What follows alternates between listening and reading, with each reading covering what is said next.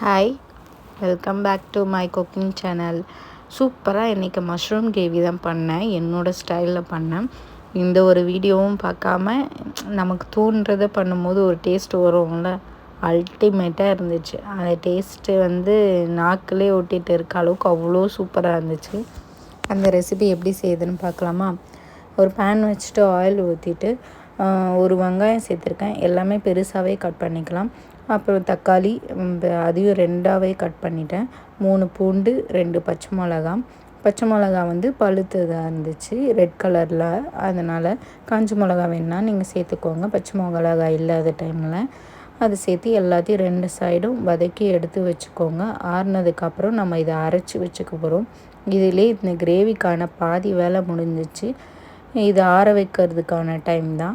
கொஞ்சமாக உப்பு சேர்த்து அரைச்சி வச்சுக்கோங்க. அப்போவே உப்பு சேர்த்துக்கு ஞாபகம் வச்சுக்கோங்க. கிரேவி பூவில் உப்பு போடும்போது கரெக்டாக அதுக்கேற்ற மாதிரி போடணும், இல்லைன்னா அதிகமாகிடும். மஷ்ரூமை நல்லா வாஷ் பண்ணணும். அதுக்கு அரிசி மாவு போட்டு நல்லா வாஷ் பண்ணிக்கோங்க. அந்த கருப்பாக இருக்கிறதெல்லாம் நான் எப்போவுமே கட் பண்ணி எடுத்துருவேன். அது எப்பயுமே போட மாட்டேன். அது ஒரு மாதிரி இருக்கும் அப்படின்னு சொல்லிட்டு. ஆக்சுவலி இது ரொம்ப நாளாக செய்யணும்னு நினச்சது இன்றைக்கி தான் செய்ய முடிச்சு. எக்ஸ்பைரி டேட்டே ஆக போகுது. அந்த அளவுக்கு நம்ம பிஸியாக இருக்கோம். இன்றைக்கி தான் செய்ய முடிஞ்சிச்சு. சரி, ஒரேடியாக இன்றைக்கி செஞ்சுருவோம் அப்படின்னு சொல்லிட்டு செய்ய ஆரம்பிச்சது. வெயிட் பண்ணதுக்கு நல்ல ஒரு பலன் கிடச்சிச்சின்னு தான் சொல்லலாம். அவ்வளோ டேஸ்டியாக சூப்பராக இருந்துச்சு. இந்த மஷ்ரூம் கிரேவி அவ்வளோ நல்லா இருந்துச்சு. அது சப்பாத்தி பூரிக்கெலாம் சாப்பிடும்போது நல்லாயிருக்கும் ரொம்பவே. இதுக்காகவே நான் இது சப்பாத்தி செய்யலாம் அப்படின்னு சொல்லிட்டுலாம் பிளான்லாம் பண்ணிட்டு இருந்தேன். காலையிலக்கே இட்லி தோசைக்குனாலும் சூப்பராக இருக்கும். இது ரொம்பவே ஈஸியானது. ஒரு 10 நிமிஷம் வேலை தான். கட் பண்ணுறதெல்லாம் பண்ணிவிட்டு ரொம்ப சீக்கிரமாக முடிஞ்சிடும்.